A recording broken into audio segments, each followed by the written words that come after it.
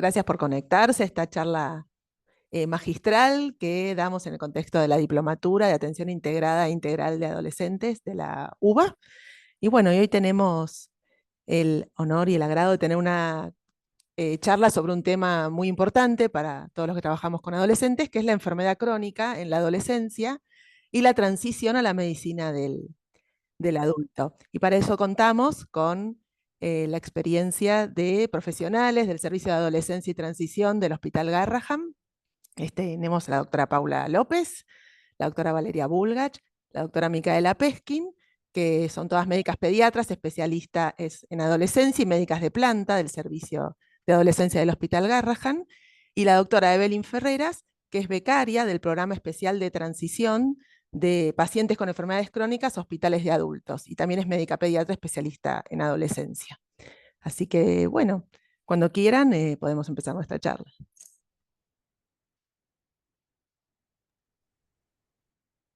Bueno, hola, ¿qué tal a todos? Voy compartiendo la pantalla, ¿te parece, Juli? Sí, perfecto.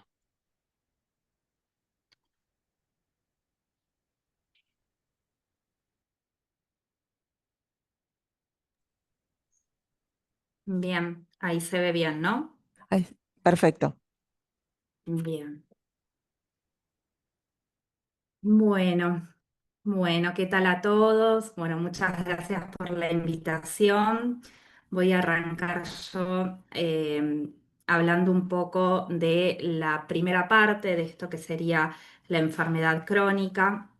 Y primero me gustaría, bueno, presentar a mi equipo, que un poco Juli ya nos presentó, pero bueno, nosotros somos un equipo que pertenecemos a la Unidad de Adolescencia y Transición del Hospital Garraham. Esta foto nos la sacamos ahora en el Congreso de Adolescencia. Él es el doctor Mato, nuestro jefe. Después, bueno, de un lado estoy yo, del otro lado está Valeria, del otro lado Mica y del otro lado Evelyn. Y bueno, somos las que compartimos el día a día. Eh, Así que bueno, últimamente estamos siendo bastante nombrados el hospital por cosas buenas y algunas no tantas. Así que bueno, todos están al tanto de la situación, ¿no? Bueno, arrancando un poco con lo que nos compete al tema de hoy, elegí esta definición de enfermedad crónica que dice que las enfermedades crónicas son condiciones de salud que duran un año, por lo menos, y requieren atención continua o limitan las actividades de la vida diaria. Hay varias definiciones. Esta es una definición del CDC. Hay otras definiciones que hablan de por lo menos 3 meses, otras que hablan de 6 meses, pero bueno, digamos, todos coincidimos en que son situaciones que afectan la vida y que, bueno, merecen una atención. Em, Quiero diferenciar lo que puede ser una enfermedad crónica de una condición crónica o la discapacidad. Algunos autores proponen hablar más que de enfermedad crónica, de condición crónica, especialmente con determinadas afecciones que en un determinado momento no requieren un tratamiento activo em, y que la persona se encuentra bien. Digamos, por ejemplo, una persona con asma que se encuentra en un momento estable de la enfermedad. Suponiendo que la palabra enfermedad crónica puede llegar a ser estigmatizante. Eh, por otro lado, digamos, tener en cuenta que la discapacidad, digamos, algunas personas hablan de discapacidad, condición crónica, enfermedad crónica, pero bueno, no sería todo lo mismo. La discapacidad la entendemos como una condición que resulta de la interacción entre una persona con una limitación, sea física, mental, intelectual, y barreras del entorno que impiden que esa persona pueda desarrollarse plenamente. O sea, siempre que hablamos de discapacidad, hablamos de una interrelación entre el entorno y la persona. Con respecto a la prevalencia, es difícil establecer una prevalencia porque en realidad lo que es difícil es decir, bueno, ¿qué enfermedades crónicas consideramos, no? Si incluimos a enfermedades leves, como podría ser unas afecciones visuales, qué sé yo, miopía, asma leve, bueno, podemos hablar de un 15%. Si incluimos solo aquellas afecciones que realmente generan, digamos, mayores demandas de tratamiento y de atención, podríamos decir que son la mitad. O sea, más o menos esa sería la prevalencia de enfermedades crónicas en la adolescencia. Y bueno, un poco con lo que trabajamos es con esto, digamos, es con la interrelación entre la adolescencia y la condición crónica. Sabemos que esto es una relación bidireccional, que la enfermedad crónica va a repercutir en el adolescente, en su estilo de vida, digamos, en lo que le vaya ocurriendo, y la adolescencia también va a interferir en la enfermedad crónica. Obviamente que esto va a depender, digamos, como digo, no es lo mismo tener una fibrosis quística que tener digamos, bueno, una miopía, que para el caso se incluye dentro de las enfermedades crónicas, ¿no? Entonces, bueno, ahora un poco lo que vamos a ver en esta filmina tiene que ver con cuáles son los efectos de esta enfermedad o esta condición crónica sobre el desarrollo. Em, Sabemos que tener una enfermedad crónica es probable que genere retraso en la pubertad. Puede generar estatura baja, menor masa ósea, puede generar desnutrición. Todo esto asociado a muchas veces mala absorción, con aumento del metabolismo. Muchos síndromes genéticos pueden tener de por sí asociado baja talla. Pero también, por ejemplo, puede estar asociado a sobrepeso. Qué sé yo, a veces puede pasar de que una determinada patología genere inmovilidad, entonces esto puede generar aumento de peso. Determinadas condiciones genéticas, por ejemplo, el Prader-Willi, está asociado a obesidad por el síndrome en sí mismo y también porque genera mucho aumento del apetito y compulsividad para comer.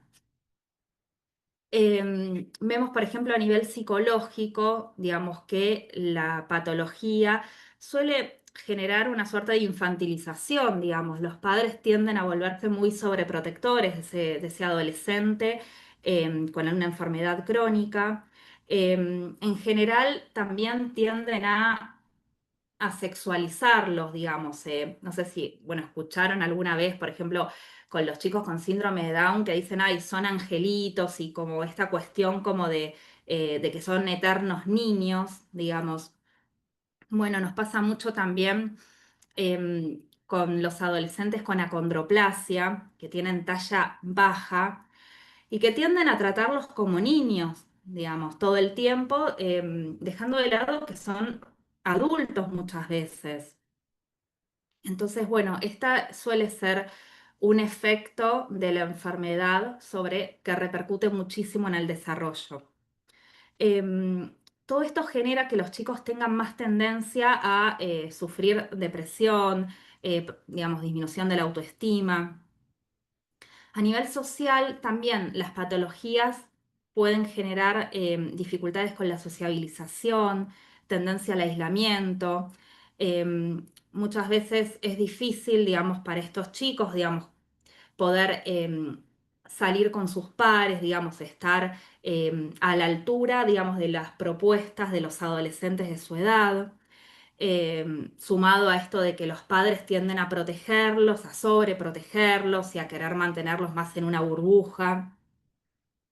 Muchas veces les cuesta mucho lo académico, son chicos que tienen que faltar mucho porque vienen mucho a los controles al hospital, sufren diversos procedimientos que tienen que faltar al colegio, y bueno, y también posteriormente la inserción social, la inserción laboral muchas veces también se complica. Entonces, bueno, esto sería como un poco tener en cuenta cómo patología puede afectar el normal desarrollo de un chico adolescente. Pero ahora vamos a la otra cuestión, que sería cómo la adolescencia puede afectar una enfermedad, una condición crónica que quizás muchas veces durante la niñez bien estable y de repente en la adolescencia se sale de control. En este caso podemos ver que normalmente en la adolescencia, con la pubertad, el estirón, muchas veces se genera un aumento del metabolismo, de la carga calórica, y esto muchas veces desestabiliza enfermedades crónicas. Por ejemplo, en el caso de la diabetes, puede pasar que al aumentar la hormona de crecimiento, esto genere resistencia a la insulina. Entonces muchos chicos que venían teniendo glucemias estables, que más o menos le habían encontrado la vuelta a los controles, digamos, de glucemia, las dosis de insulina, de repente empiezan a tener picos de hiperglucemia, a pesar de estar haciendo todo más o menos bien. Y esto tiene que ver justamente por variaciones de peso, por esto que les digo de las alteraciones hormonales. Entonces, bueno, muchas veces, digamos, el mismo crecimiento es lo que termina desestabilizando la enfermedad de base. A nivel psicológico, lo que más suele afectar la adolescencia, esta enfermedad crónica, es la adherencia, ¿sí? Y esto tiene que ver con muchas razones. Digamos, una de esas razones tiene que ver con que los chicos a esta edad suelen sentirse omnipotentes, inmortales, digamos. Entonces, como que empiezan a probar, bueno, si yo no tomo la medicación, tal vez no me pasa nada, porque vengo bien, porque me siento bien. Y bueno, y ahí es donde en general solemos tener los primeros problemas, ¿no? Muchas veces también pasa que, digamos, eh, son momentos en los cuales los chicos ponen a prueba un poco los límites, entonces de repente el tomar la medicación o el hacer lo que hay que hacer para mantener la enfermedad estable se vuelve como em, digamos, lo que se empieza como a discutir, digamos, con los padres, eh, como, bueno, lo que se pone en juego en relación a ese momento de rebeldía, digamos, quizás en un chico sano se pone en juego los horarios, digamos, se pone en juego, digamos, si aprueban las materias, si se llevan materias, si estudian, y con los chicos que por ahí tienen una enfermedad crónica y requieren tomar alguna medicación, quizás lo que se pone en juego es esto, si la tomo, no la tomo, si hago los ejercicios, si me hago el PAF, esas cosas, digamos. También muchas veces los profesionales de la salud entramos dentro de este grupo de adultos, digamos, que estamos como figuras parentales, que entonces la rebeldía, digamos, la ligamos un poco de rebote, digamos, como que la rebeldía va hacia las figuras parentales y el equipo médico entra dentro de este grupo, digamos, ¿no? Entonces, bueno, esto se puede afectar bastante, digamos, el tratamiento, ¿sí? La enfermedad. A nivel social, por ejemplo, lo que suele pasar es que los chicos empiezan a salir y tal vez en el caso de una enfermedad como puede ser, no sé, la diabetes, la celiaquía, que tienen que tener determinada alimentación, o por ejemplo chicos trasplantados renales que necesitan una dieta hiposódica, suele pasar que empiezan a tener alteraciones de la dieta y esto repercute en la enfermedad. Es muy difícil para un adolescente que se junta con los amigos un viernes a la noche y piden pizza y un adolescente que, por ejemplo, tiene enfermedad celíaca, bueno, por ahí se tiene que ir con un tupper, digamos, con comida aparte. Y eso la verdad es que no es fácil para ninguna persona, menos para un adolescente que está tratando de encajar en un grupo de pares. También pasa que empiezan a experimentar con situaciones, por ejemplo, salir a bailar, empiezan a probar alcohol. Bueno, y acá un poco nosotros con un adolescente sano nos manejamos haciendo disminución de riesgos y daños, digamos, es decir, Por ejemplo, un chico que, no sé, se va de viaje de egresados, trabajamos los cuidados en relación a, digamos, sabemos que va a haber alcohol, bueno, tratamos de que ese chico, bueno, esté con personas que lo puedan ayudar en caso de que se sienta mal. Charlamos en relación a la graduación alcohólica, digamos que no es lo mismo tomarse un vaso de cerveza que un vaso de whisky. Bueno, trabajamos estas cuestiones, digamos. Pero es diferente si este chico es un trasplantado hepático, por ejemplo, porque no, digamos, ahí sí el alcohol realmente es alcohol cero, digamos. Entonces, bueno, un poco, digamos, el manejo es diferente, digamos. Uno trata de que no tome y también es difícil para un chico que empieza a salir y que todos los amigos toman alcohol, saber que él no puede tomar. Por ejemplo, un adolescente con fibrosis quística que los amigos fuman y está en un ambiente con humo, digamos, bueno, esto también, digamos, hay que hablarlo. Entonces, bueno, todas estas cosas son las que pueden llegar a complicar una enfermedad que tal vez venía estable y que en la adolescencia empieza a tener altibajos.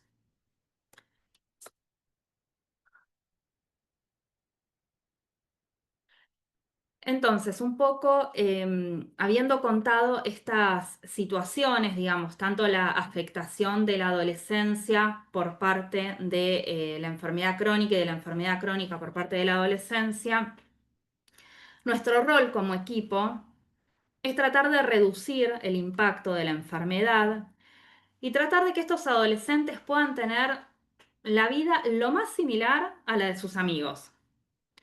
Em, y ayudarlos a que puedan desarrollar sus proyectos, relaciones afectivas y sociales significativas. Y esto que suena re lindo es muchas veces dificilísimo. Digamos, muchas veces esto depende de la familia, digamos, lo que pueda contenerla, contenerlos. Muchas veces depende del tipo de enfermedad que tienen. Pero bueno, la idea es que todo el equipo trabaje en pos de que esto pase. Y un poco acá quería hablar de la importancia de la consulta solas. A nosotros nos suele pasar mucho que llegan los adolescentes después de haberse seguido durante años en el hospital. Y bueno, son chicos que por ahí están acostumbrados a venir con la madre en general y es la madre la que interactúa con el médico y el chico está relegado a un costado. Y muchas veces cuando llegan a adolescencia, en las primeras consultas, le decimos, bueno, ¿vos tenés idea por qué te seguís acá en el hospital? Muchas veces no saben el nombre de la enfermedad, no saben por qué realizan los tratamientos. Es muy importante explicarles por qué reciben cada medicación, qué pasa si no las toma, o qué pasa si deja de hacer el tratamiento que está haciendo, porque eso mejora mucho la adherencia. Y porque aparte los prepara para la transición. La idea nuestra, digamos, desde este adolescente, es poder hacer que este adolescente vaya ganando autonomía para que el día que tenga que dejar el hospital para irse a un hospital de adultos, pueda sentarse frente a un médico clínico y poder explicarle de qué se trata lo que le afecta, digamos, qué patología tiene, qué medicación recibe, cuáles son los cuidados que tiene que tener. Parte de la consulta que hacemos tiene que ser a solas. Y muchas veces la verdad es que ahí nos encontramos un montón de sorpresas.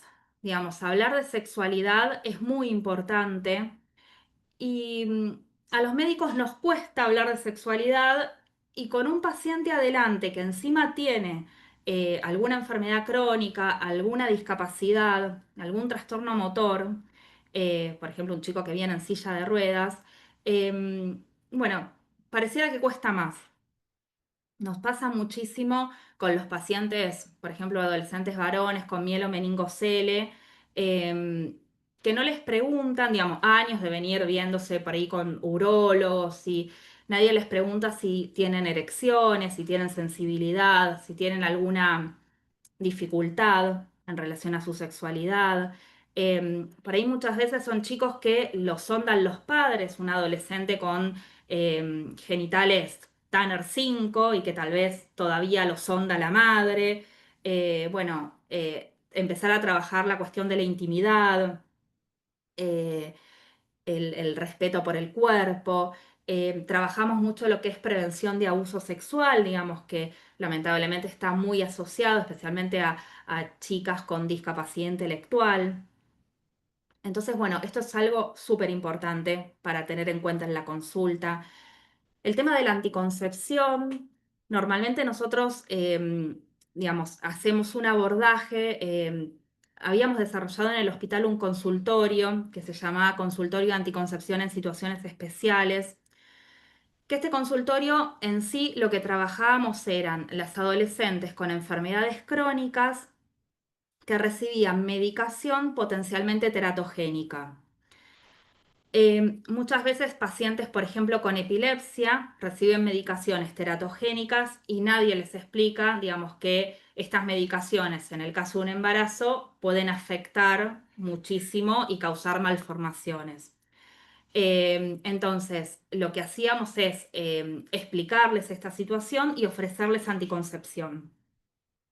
Esta anticoncepción muchas veces tampoco es fácil de elegir porque los anticonceptivos suelen interactuar muchas veces con esta medicación teratogénica, digamos, en el caso de los antiepilépticos esto es muy común, que esa misma medicación se metaboliza por el mismo citocromo que el anticonceptivo oral, entonces, bueno, uno no podría usar determinados tipos de anticonceptivos.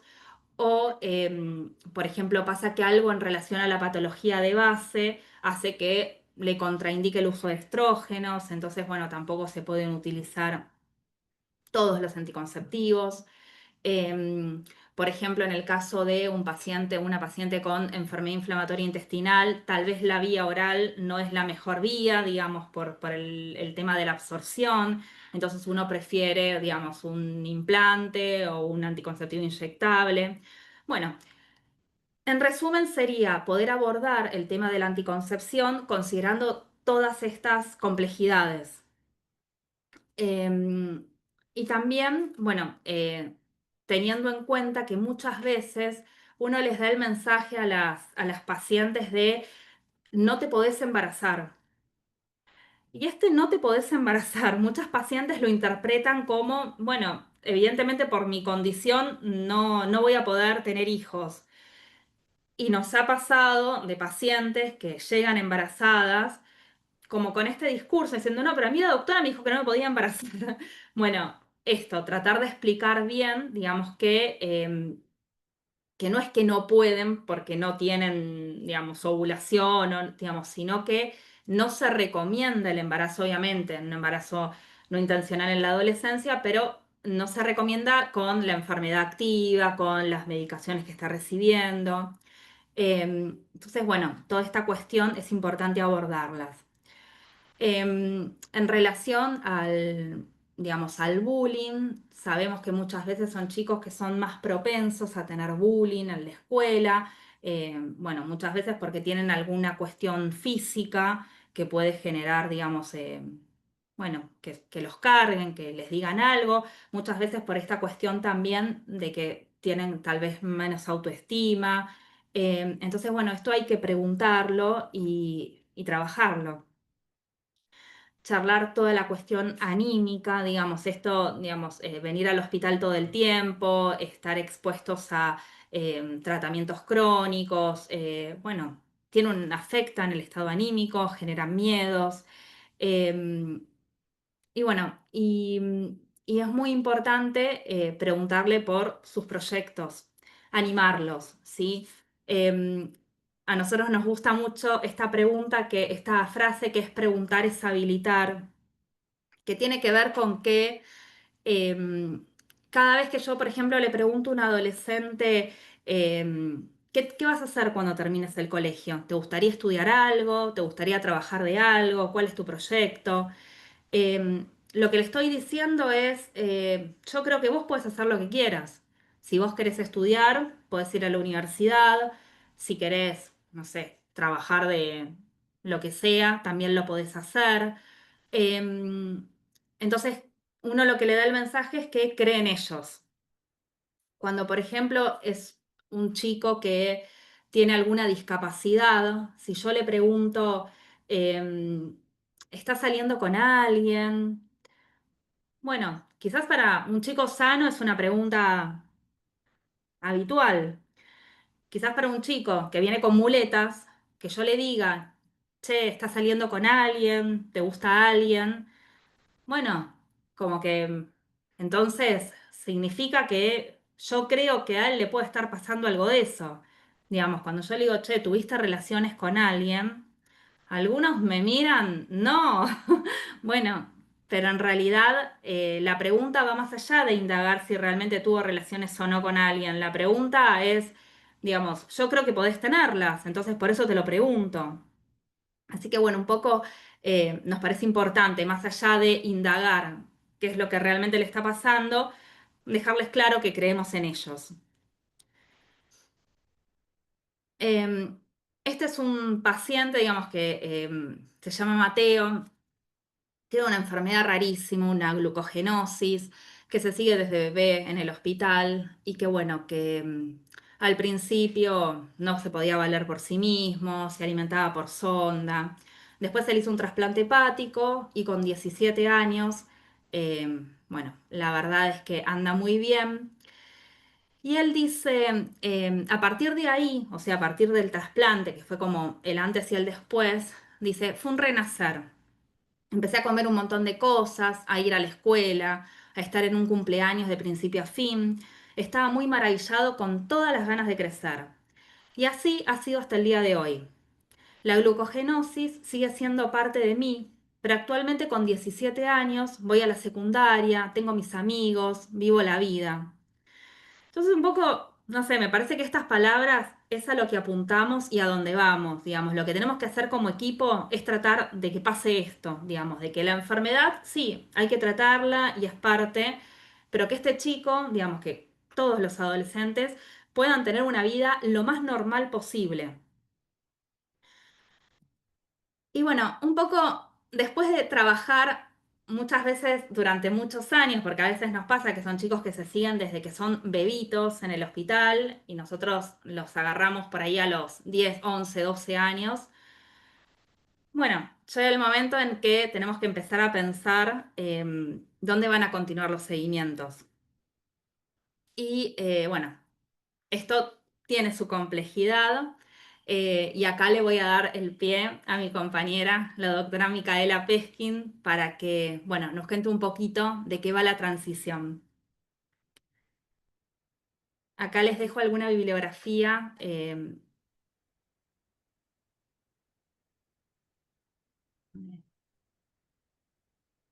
Y ahí está. Bueno, muchas gracias, Pau, por la introducción de una temática tan importante. Para nosotros, como saben, en el hospital, la patología crónica en nuestro hospital está identificado con eso, ¿no? Con un hospital de alta complejidad. Y así de alta complejidad es difícil nuestro trabajo, como dijo Pau, cerrando la transición de nuestros pacientes, ¿no? Y ahora, en esta parte de la clase, nos vamos a centrar un poco sobre la transición y adolescencia en patología crónica. Yo soy la doctora Micaela Peskin y después va a continuar mi compañera Evelyn Ferreras, dando un ejemplo, un caso clínico que podría ser cualquier paciente del hospital, como para que vean un poco, bueno, la complejidad de la temática. Un poco lo que vamos a ver en esta media hora sería cuál es la definición de la transición. Vamos a ver también cuáles son los obstáculos en la transición. Vamos a ver qué le sucede a nuestro paciente que está inmerso en esta patología crónica cursando su adolescencia.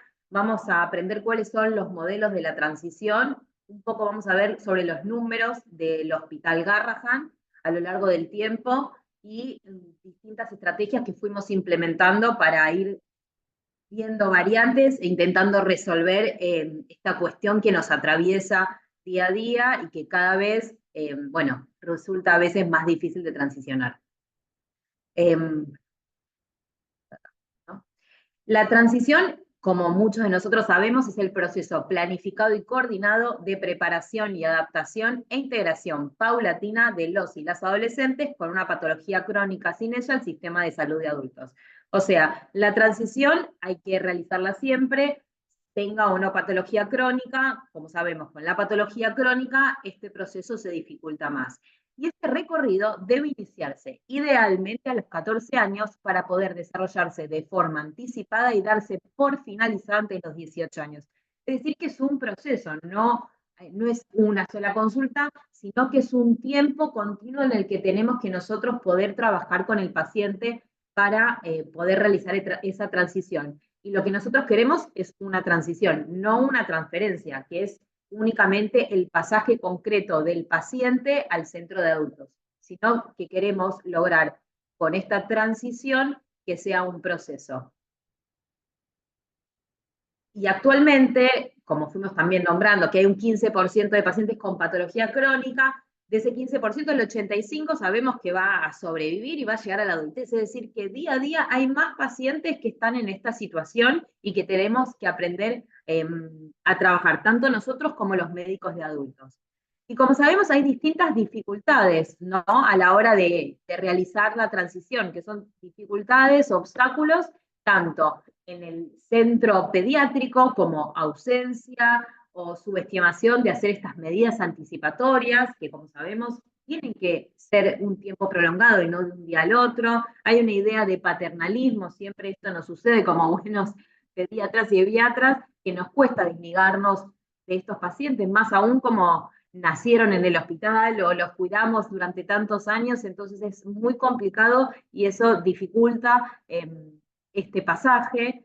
Por otro lado, hay una escasa estimulación de la autonomía, porque como estuvimos viendo ahí con Pau, ¿no?, hay infantilización sobre los pacientes, poca medidas de la parte de la sexualidad, poca contención sobre ese aspecto. Entonces llega el momento de la transición y hay todo un camino sin haberse desarrollado, y vemos que nuestros esfuerzos en ese momento son insuficientes porque hay un camino que no se pudo hacer previamente. Por otro lado, hay una falta de concientización de la importancia y sentido de la transición. Y hay desconfianza y muchas veces poco crédito hacia el centro receptor. Y eso es algo que cuando trabajamos con los médicos de adultos nos dicen una y otra vez: ustedes tengan confianza en nosotros, háblenle al paciente que pueden confiar en nosotros, sino muchas veces hay un efecto medio resorte, rebote, cuando se intenta hacer esa transición al centro de adultos por este poco crédito al profesional de adultos. Por otro lado, también en el centro receptor hay poco conocimiento de experiencia y entrenamiento para trabajar con adolescentes con enfermedad crónica. Como vemos, viven más tiempo, no hay un correcto plan de aprendizaje hacia los médicos clínicos de adultos, y es una temática que a la mayoría no les interesa. Entonces es muy importante, como muchas veces también decimos, que se les pueda dar poder económico para que puedan ellos seguir fortaleciendo y conociendo estas áreas que en la mayoría de los casos obviamente requieren de controles de mucha más carga horaria y consultas mucho más prolongadas. Por otro lado, es muy importante la figura de enlace gestor, esta figura que hace de enlace, propiamente dicho, entre el centro eferente y receptor. Y hay crisis y conflictos propios del centro receptor que nosotros no conocemos. Es decir, que hay un montón de variantes que hacen que esta transición se dificulte. A ver. Y nuestro paciente, como sabemos, está inmerso en la adolescencia, ¿no?, que es esta etapa de la vida que está entre los 10 y los 19 años, que tiene lugar un montón de cambios, ¿no?, como el crecimiento, el desarrollo de las características sexuales secundarias, la adquisición de nuevas habilidades sociales, cognitivas y emocionales. Encima, que le están pasando todas estas cosas, tiene que suceder la transición. Entonces son un montón de cosas para poder trabajar en muy corto tiempo. Y nuestro paciente, como ya dijimos, tiene patología crónica, lo cual genera que se generen consultas muy frecuentes al hospital y que le cueste mantener el ritmo escolar y social por las exigencias del tratamiento, que hacen que inevitablemente se sientan distintos a los demás, que tengan más chance de padecer estrés crónico y muchísimas dificultades, como estuvo también diciendo Pau, a lo largo de la vida, como dificultades en su autoestima, en la adaptación a su enfermedad, en su adherencia, dificultades al modificar el estilo de vida, en los desafíos en la inserción social, en su inicio de relaciones sexuales. O sea, no es cualquier paciente para una transición, es un paciente que tiene patología crónica. Pero entonces, ¿qué pasa con nuestro paciente en este proceso de transición? Está en la adolescencia, con todos estos cambios. El cambio del hospital se suele vivir como un corte abrupto y una pérdida completa de personalidad, de confianza. Y no sienten que su centro receptor los pueda cuidar como los cuidó su centro de referencia, en este caso el Garrahan, que lo cuidó durante sus 17 años. Y entonces se genera mucha angustia y ansiedad ante la necesidad de confrontar con una realidad que no se sienten preparados. Y ahí viene una pregunta y un trabajo para nosotros, como pediatras, como pediatras, ¿cómo podemos hacer nosotros para que este paciente que le están pasando tantas cosas juntas se sienta lo más preparado posible? Sí, me estaría pasando. Bueno, lo que tenemos que fomentar es la autonomía del paciente, ¿no? Que es una habilidad que se entrena, y se entrena en cada consulta, en cada granito que uno va dando, que no es de un día al otro, y es la capacidad de gobernarse a sí mismo, y es la capacidad que tienen los seres humanos para pensar, sentir y emitir juicios, y que es muy difícil de medir y poder cuantificar, y una forma que nosotros tenemos es la validación del TRAC, que después lo vamos a ver, que es un cuestionario autodirigido, también lo pueden hacer un familiar con 5 ítems. Y también es distinto, uno cree que muchos de nuestros pacientes están en silla de ruedas, no pueden movilizarse y que no pueden llegar a la autonomía. Y eso es muy diferente a la independencia, que pueden requerir una asistencia por parte de otra persona, pero ser autónomos. Entonces es muy importante validar esa opción, seguirla fomentando, y aunque también haya muchos de nuestros pacientes tienen una discapacidad leve, moderada, seguir fomentando, porque seguramente ellos pueden hacer mucho más de lo que nosotros creemos. Este es el cuestionario TRAC, que está validado acá en la Argentina, en el 2012 se terminó de validar, con profesionales del hospital y también del italiano. Son 5 ítems. Por ejemplo, habla del manejo de la medicación, de la asistencia en las citas, del seguimiento de los problemas de salud, de la comunicación con los profesionales y del manejo de las actividades cotidianas. Hay 5 puntos que cuanto más puntos, más capacidad de autonomía tenemos, y uno lo puede ir haciendo a lo largo del recorrido para ir cuantificando cómo va mejorando este paciente con la autonomía y ver cuán preparado o no va a estar para ese momento. Y por otro lado, más allá de la autonomía, hay algo fundamental que tenemos que fomentar, que es la adherencia. La adherencia, que es el acto de adherir, ¿no? Es aceptar mi diagnóstico y poder obedecer a una autoridad. Uno puede decir que este paciente tuvo una buena adherencia recién un año después del pasaje formal, digamos, hacia el centro de adultos. Ahí recién uno puede hablar de una correcta adherencia. Y es esto, el mantenimiento de los logros al paso del tiempo. Implica la aceptación de un rol activo en el propio cuidado de la salud, una percepción de la necesidad de realizar el tratamiento en la forma correcta, una disposición por parte del paciente para entrenar distintas habilidades y la capacidad continua de superar barreras o dificultades. Difícil, ¿no? Pero me parece que es muy importante que tengamos estos 2 conceptos a la hora de realizar la transición. Y hay 3 modelos para lograr la transición, ¿no? En patología crónica. Una que está basada en la edad, otra basada en la enfermedad, y lo ideal que es esta unidad transicional, ¿no? Que esté integrado por el pediatra, por el especialista de adultos y fundamentalmente por la familia y el paciente. Y si no están todos esos ingredientes ahí combinados, es muy difícil que la transición sea exitosa. Y eso se fue viendo en los distintos recorridos. Como sabemos acá, ¿no? Perdón, ahí está. Lo más importante es poder lograr unificar criterios, como los distintos estudios nos demuestran, lograr este equipo entre pediatras, la atención para adultos, los especialistas, el paciente, habla también del equipo de salud mental para lograr una transición exitosa, y algo fundamental también, habla de la coordinación institucional y el apoyo psicosocial. Cuando hay un hospital que está comprometido, que está abierto, que está dispuesto a lograr distintas alternativas, a fomentar estas transiciones, lograr acuerdos institucionales, seguramente va a tener muchísima chance de éxito hoy y a futuro. Entonces, estos conceptos me parece que son muy importantes. Entonces, ¿cómo hacer para que la transición funcione en nuestro paciente que es adolescente, que tiene patología crónica, que tenemos que fomentar la autonomía y la adherencia? La transferencia, que como dijimos es el pasaje concreto del paciente, tiene que hacerse de forma natural, lenta y con acuerdo y compromiso entre ambos grupos de profesionales, el paciente y su familia. Si alguna de esas patas no está estable, probablemente no funcione. Entonces tenemos que darnos el tiempo de ir fortaleciendo cada una de esas patas.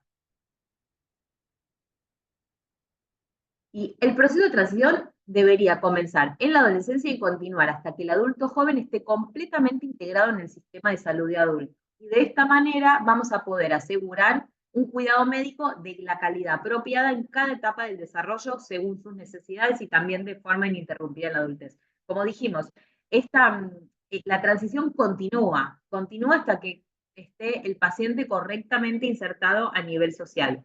Muchas veces, obviamente, por las condiciones del paciente no se logra, pero intentando que esta sea lo más formal posible. Y para finalizar, me gustaría hablar un poco sobre la situación en el Hospital Garrahan. En el Hospital Garrahan vemos un montón de pacientes, tenemos 700.000 consultas externas anuales, de las cuales alrededor de un 37% más o menos se mantiene este valor, son pacientes mayores de 10 años. Y de ese porcentaje, un 6% tienen más de 16 años, o sea, entre 16 y 19 años aproximadamente. O sea, tenemos un montón de pacientes para poder trabajar en la transición día a día. Es por eso que nuestro servicio se llama Adolescencia y Transición. Este es un esquema que muestra cómo las camas fueron ocupándose año a año. Acá vemos en el año 2022 que hay un promedio de 12 pacientes mayores de 17 años internados por día.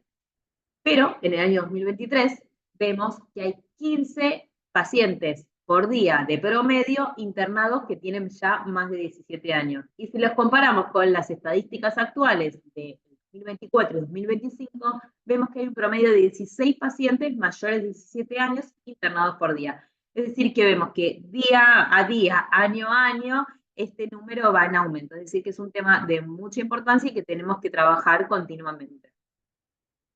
Este es un esquema sobre la procedencia de nuestros pacientes, para también, uno no puede poner todos sus recursos en todo el país porque es muy complejo, entonces tenemos que ver de dónde provienen. Sabemos que un 70%, como otros hospitales también de Cava, provienen de lo que sería el conurbano y Gran Buenos Aires, un 15% aproximadamente son de Cava y un 15% son del interior del país. Entonces todos nuestros principales esfuerzos estaban en poder reforzar la zona de la provincia de Buenos Aires. Y a lo largo de los años estuvimos generando distintas estrategias. Creamos en principio en el 2022 una beca de transición destinada a una médica clínica de adultos que estuvo con nosotros durante un año, que fue muy útil, una médica del Hospital de Clínicas, con una experiencia muy buena y nos hizo fortalecer los lazos en ese hospital. Y también entender un poco esa mirada del centro de adultos que a veces nosotros como pediatras y eviatras se nos pierde. Creamos un consultorio de transición coordinado por el servicio de nuestra adolescencia. Primero pusimos 2 días fijos, pero sabemos que la transición es una palabra que a los pacientes del hospital no les gusta mucho, entonces teníamos bastantes faltas, porque ninguno quería irse, así que abrimos esto más o menos todos los días. Estamos del 2022 y hoy lo continúa Evelyn, nuestra becaria de transición, que sigue teniendo sus días para poder trabajar en este proceso.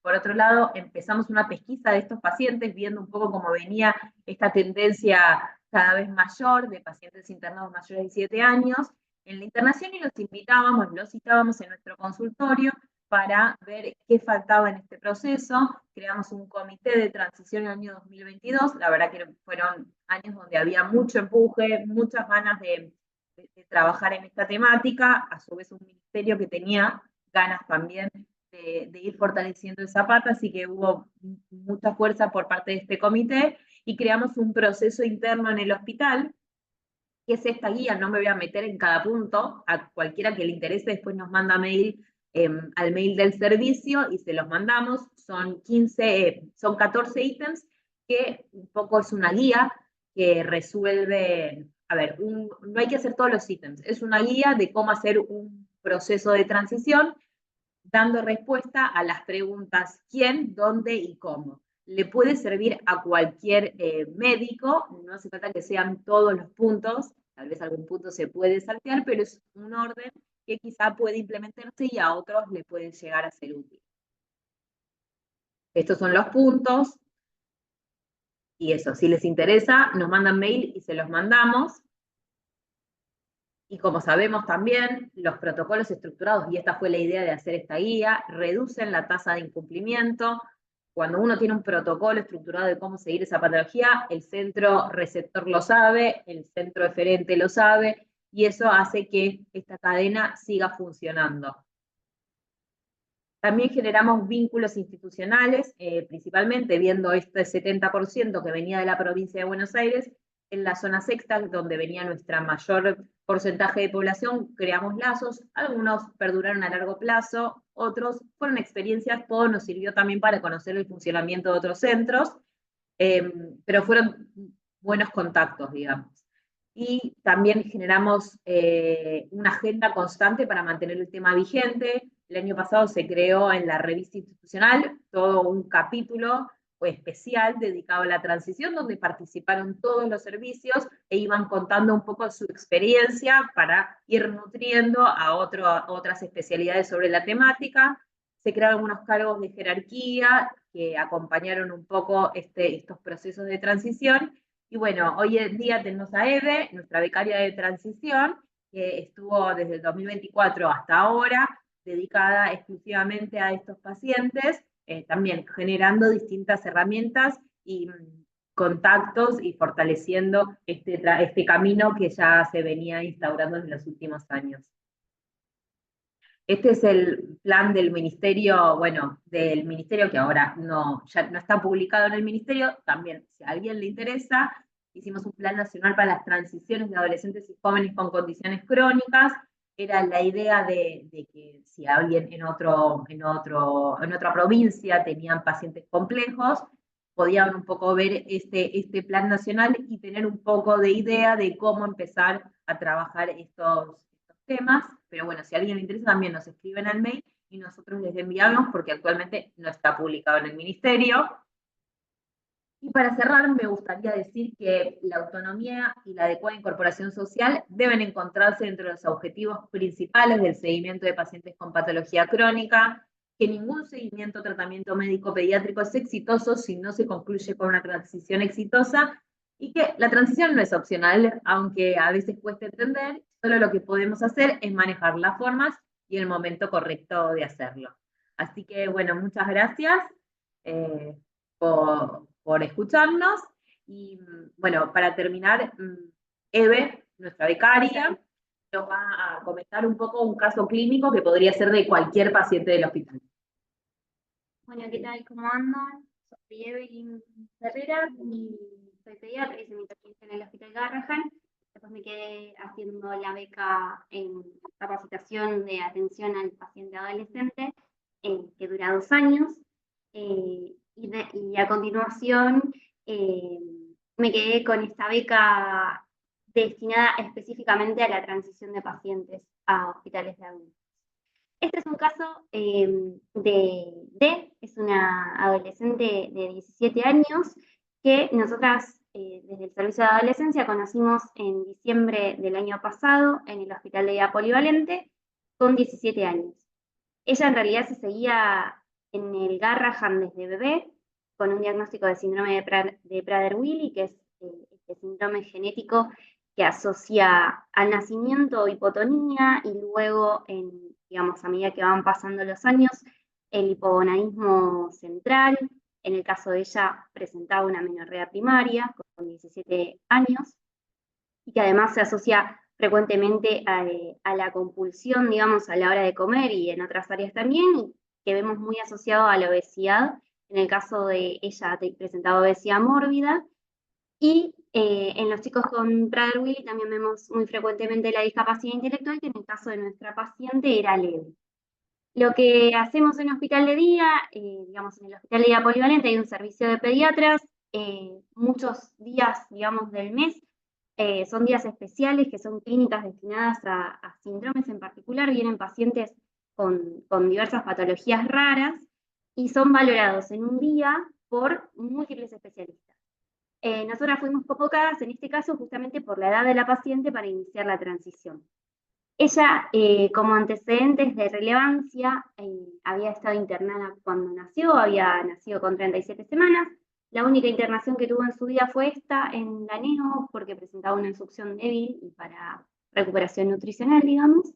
Y después no se había vuelto a internar. La habían operado una vez a los 4 años por una cirugía de amígdalas y adenoides y su medicación actual ahora era el Ronfase, el 17-beta-estradiol, como, digamos, suplementación hormonal en el contexto de su hipogonadismo central, y no era candidata a otros tratamientos, como por ejemplo la hormona de crecimiento, por su obesidad mórbida.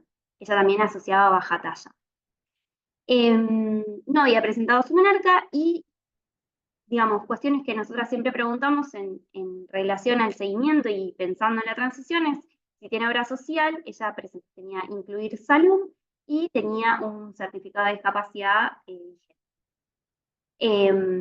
Al examen físico, ella tenía una énfasis típica del síndrome de Prader-Willi, con una frente estrecha, los ojos almendrados, las hendiduras palpebrales hacia arriba, una boca pequeña, un labio superior delgado, las manos y los pies pequeños, y presentaba una obesidad con un IMC de 41, baja talla, y presentaba ya desarrollo puberal en el contexto de la medicación con estrógenos que estaba recibiendo. Tenía mamás en estadio TANER 4 y eso pubiano en estadio 3.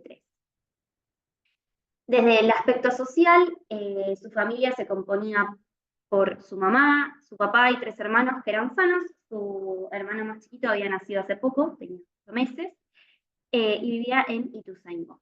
Iba a la escuela. Durante la primaria ella, en el contexto de su discapacidad intelectual, había tenido integración, que ahora en la secundaria estaba en 5º año, no tenía, pero sí asistía a apoyo escolar varias veces en la semana al envión, que tal vez conocen, y también estaba haciendo un taller de manicura.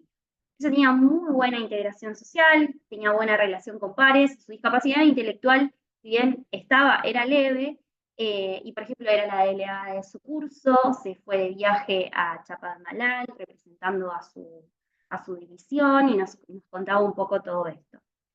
En el hospital se seguía por múltiples especialidades, en particular, digamos, ahora mencionamos todas, se seguía por nutrición y por alimentación en el contexto de su obesidad, endocrinología y ginecología por su hipogonadismo y su baja talla, clínicas interdisciplinarias. En nuestro hospital es el servicio donde está psicopedagogía, que la había conocido desde pequeña, la habían valorado los servicios de genética, de crecimiento y desarrollo, de neumonología, que son valoraciones que se hacen en el hospital de día de rutina en los pacientes con Prader-Willi como para descartar hipoventilación, que en el caso de ella no tenía.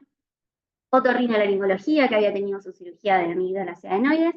También el acompañamiento por salud mental en estos pacientes con síndrome de Prader-Willi, que recordamos que se asocian a trastorno obsesivo compulsivo, a la compulsión y que principalmente focalizan en la comida, y todo esto en el marco del hospital de día polivalente. En relación a la transición de nuestra paciente, no tenía consultas realizadas en otros centros de salud más allá del Garrahan. Cuando valoramos la autonomía, nosotros tratamos de fomentar, como había comentado Pau al principio, la entrevista solas y de preguntar siempre por el autoconocimiento de la condición o la enfermedad que tenga nuestro paciente, ¿no? Ella conocía su diagnóstico, sabía explicarlo, tenía buena adherencia a los controles y a la asistencia a turnos. Era una paciente, digamos, muy confiable en ese sentido, pero una mala adherencia a la dieta y a la toma de la medicación. El Ronfase no tenía demasiada adherencia. Así que cuando pensamos en conjunto con las especialidades en la transición, Desde el servicio de adolescencia, nosotros lo que hacemos siempre es trabajar de la mano de lo que le llamamos, por así decirlo, la especialidad madre. Es decir, cuál es esa especialidad que fundamentalmente siga a nuestro paciente. En el caso de esta paciente, nutrición, ¿no? Lo que nos contaban las nutricionistas es que su obesidad estaba empeorada, estaban pensando en una resistencia a la insulina, son pacientes que a edades tempranas hacen diabetes. Esta era como la especialidad que nosotros sabíamos que era fundamental conseguir. Y después, lo que vemos cuando transitamos pacientes es que hay algunas especialidades que ya vamos sacando del plano principal, ¿no? La verdad es que no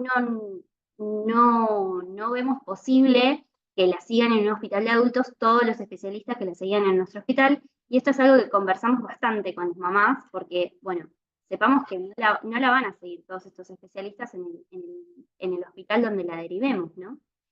Pero sabíamos que necesitábamos conseguir fundamentalmente nutrición. Desde el Garrahan, por suerte, tenemos un gran contacto con el Hospital de Clínicas. Lo pensamos como primera posibilidad, por un lado porque desde Hospital de Día y desde Nutrición ya se han transicionado muchos pacientes con síndrome de Prader-Willi y hay contacto con el servicio de nutrición. Y nosotras también teníamos contacto con la médica clínica que se formó también en nuestro hospital, ¿no? Entonces hablamos con ella, nos dio un turno de seguimiento, le mandamos el resumen de historia clínica por mail, y yo evoluciono, bueno, doy último turno en el consultorio de transición para marzo, ¿no? Como para ver para valorar cómo le fue en el hospital de clínicas. Y le dejamos el mail de contacto de nuestro servicio.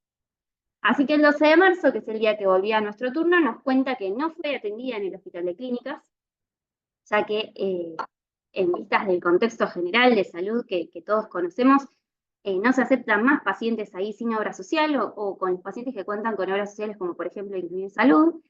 Nosotros, charlando en este momento, hablo con nuestra médica clínica de confianza y le pregunto si esto es así, me cuenta que sí, que los médicos en realidad las consultas las siguen atendiendo a veces a pacientes sin obra social, pero que a la hora de prestaciones no cubren ninguna prestación, así que este hospital no era chance. Me comunico con el servicio de nutrición para ver qué podemos hacer y empezamos a pensar posibilidades que no teníamos, digamos, en la mano. La paciente vivía cerca del hospital de Moreno, entonces lo empezamos a pensar como una posibilidad, si bien no conocíamos cómo trabaja ese hospital, pero lo pensamos como posibilidad, y surge la otra posibilidad del Hospital Posadas. Así que el servicio de nutrición se contacta con el servicio de nutrición del Hospital Posadas, con una nutricionista que trabaja allá, quien nos da un turno de seguimiento, y le cuentan un poco la situación de la paciente, que en realidad estaban preocupadas por esto del aumento de peso, la obesidad mórbida, y pensándola como una paciente posible de hacer diabetes. Así que en vistas de que contábamos con ese turno con el servicio de nutrición, desde adolescencia nos contactamos con Adolescencia del Posadas, que nos contaron que allí atienden a los adolescentes hasta los 18 años inclusive, nos dan un turno para nuestra paciente y nosotros le mandamos el resumen de historia clínica de la paciente por mail. Llamamos por teléfono a la mamá, quien no está de acuerdo porque decía que no le quedaba tan lejos el Hospital Posadas, y esto es también parte de lo que hacemos y tal vez de la importancia del gestor, ¿no? En la transición, porque tal vez mucha parte del trabajo tiene que ver con el uso del teléfono, la comunicación con los otros especialistas, con los referentes de los otros hospitales, y es un trabajo que lleva tiempo, digamos, y una comunicación activa. La realidad es que las dificultades siguieron apareciendo. La paciente en particular nos contó que el día que tenía el turno con nutrición, el hospital estaba de paro, así que hubo que reprogramarlo. El día que tenía turno con adolescencia, se había enfermado su hermanito, así que no pudo ir, así que volvimos a contactarnos para reprogramarlo. Es decir, las dificultades son muchas, abruman básicamente en torno a las obras sociales que tengan o no nuestros pacientes. Siempre es más dificultoso cuando no tienen obra social. En relación a la gestión de los turnos, a sacar los turnos, a veces nosotros podemos conseguir los turnos directamente con fecha y hora, y a veces no, pero sí les damos las indicaciones de cómo sacar esos turnos, y sabemos que es dificultoso, sobre todo porque también hay pacientes que no se llevan muy bien con la tecnología, con el tema de sacar turnos por mail, por la web, y todo esto en el contexto de la salud pública que estamos viviendo, ¿no? Que se hace cada vez más difícil el acceso a los turnos. En todo este contexto resaltamos que es fundamental el rol del médico gestor, que esté coordinando todo este proceso y que esté en contacto, ya sea por teléfono, por mail, tanto con los hospitales donde transicionemos a nuestro paciente como con la familia. Así que bueno, esta es una carta de Dalma que nos dejó antes de irse, que también, digamos, pese a todas estas dificultades que vivimos, la parte linda de transicionar a nuestro paciente tiene esto, ¿no? Hay una suerte como de final y de agradecimiento. Ella escribía, hoy me toca despedirme de una etapa muy linda, especial de mi vida, difícil de soltar. Bueno, estoy feliz por todo lo que aprendí, logré, siendo paciente del Garrahan, gracias a todo el hospital, siguen apoyando a más familias. Bueno, esto es lo que a nosotras nos llena de alegría en realidad, ¿no? Así que bueno, este es un caso que ahora, si quieren hacernos preguntas, dudas, estamos abiertas a escuchar y a charlar. Antes de eso, vamos a pasar un chivo, que está abierta la beca de perfeccionamiento en capacitación integral del adolescente, que abre ahora. El comienzo del ciclo académico es el 1 de septiembre, pero las inscripciones son hasta ahora, hasta junio.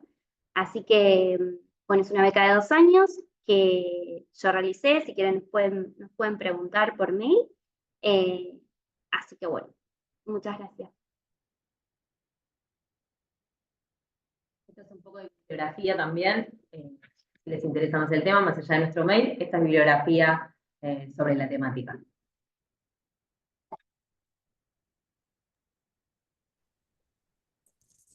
Bueno, excelente. La verdad, la presentación súper clara. Bueno, y es un tema que creo que todos los que trabajamos con adolescentes nos involucra y nos resulta dificilísimo, ¿no? O sea, porque trabajar con pacientes crónicos, tener que bueno, si uno está en un hospital pediátrico como ustedes, tratar de derivarlos es dificilísimo, y recibirlos, como por ejemplo yo estoy en un hospital general, recibirlos también es complicado, tal cual. Así que bueno, está buenísimo esto de poder tener en cuenta de generar estas redes, ¿no? O sea, lo que se nota es el esfuerzo, y que las redes generalmente son individuales. Hay pocos, Sí. o sea, no hay casi programas, o sea, en realidad generalmente son por No. contactos, y uno trata de establecer algún circuito que esté un poco más, que sea formal, pero es lo más difícil de lograr, en realidad. Entonces, bueno, depende a veces, muchas veces, de las buenas voluntades, ¿no? Y como ustedes estaban diciendo, la situación realmente no acompaña y no ayuda, y no se valora, ¿no? Generalmente el trabajo que hacemos todos y todas nosotras. Así que bueno, no sé si hay preguntas, comentarios, alguien que quiera aprovechar. Y acá preguntan por la beca. La beca después les pueden escribir al mail de Adolescencia Garrajanes, ¿no? Sí, adolescenciagarrahan@gmail.com. Sí, ahí lo pasé en el chat. No sé si Ahí lo escribió. le llegó. Hay alguien comentaba, por chat, no veía el nombre, pero que termina haciendo un trabajo muy artesanal. Y sí, es eso, ¿no? Ojalá pudiésemos armar, yo sueño, ¿no? Con el correr de los años, protocolos armados, que uno pudiese transicionar directamente a los pacientes, sepa desde chiquitos dónde se van a atender de adultos. Pero bueno, eso no es tan así. Tal vez con algunas patologías en particular y algunas especialidades en particular sí está más estructurado, pero no en general.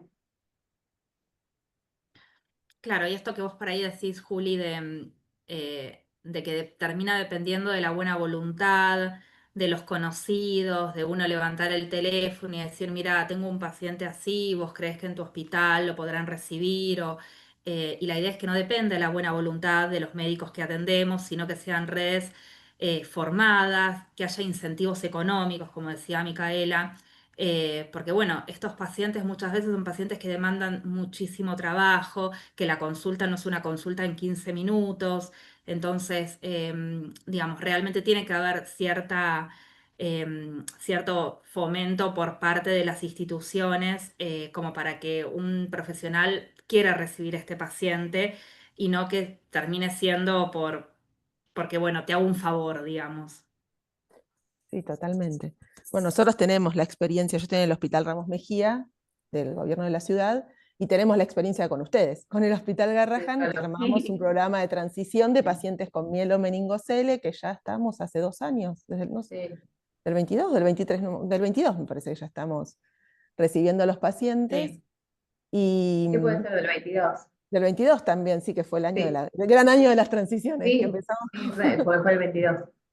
Y bueno, nosotros trabajamos, nosotras somos como el enlace, junto con, ¿no? Desde adolescencia del hospital, pero todos los médicos de adultos, o sea, trabajan, están incorporados dentro de lo que es un programa, que no deja de tener buenas voluntades, porque si bien el programa es formal, es un acuerdo interinstitucional, que eso es un montón, porque está aprobada por ambas direcciones de los hospitales y eso Sí, sí. cambia un montón, pero sin embargo los nefrólogos, los urólogos, todos los médicos especialistas, que son un montón, que los fuimos contactando uno a uno para que participen del programa, lo hacen dentro de su horario laboral, eh, sobrecargándose en realidad, porque por ahí vienen corriendo, bajan de quirófano, los ven a los pacientes, o sea, con mucha buena voluntad, la verdad. Y trabajan muy bien, es lo que ustedes decían antes, los médicos de adultos, la verdad que trabajan de otra manera, pero con mucho amor y o sea, y muy profesionales también, o sea, ¿no? Cómo acompañan a los pacientes adolescentes también eso. Y es un gran problema, visto, esto lo fui aprendiendo en el hospital de adultos, o sea, para los médicos de adultos es un problemón también la transición, porque ellos los reciben y les falta el apoyo desde los pediatras, ¿no? Porque es lo que vos decías, Mica, la transición va a suceder, o sea, Sí, sí. los médicos, los pacientes pediátricos van a llegar sí o sí al hospital de adultos. Y bueno, y, no muchas, y generalmente llegan como pobres sicarios y Eh, así los reciben y no... No, yo creo que se hay- combinan un montón de cuestiones de marginales, ¿no? Porque por un lado la población adolescente es una población marginal en términos de poco alojada en todo el ámbito de salud.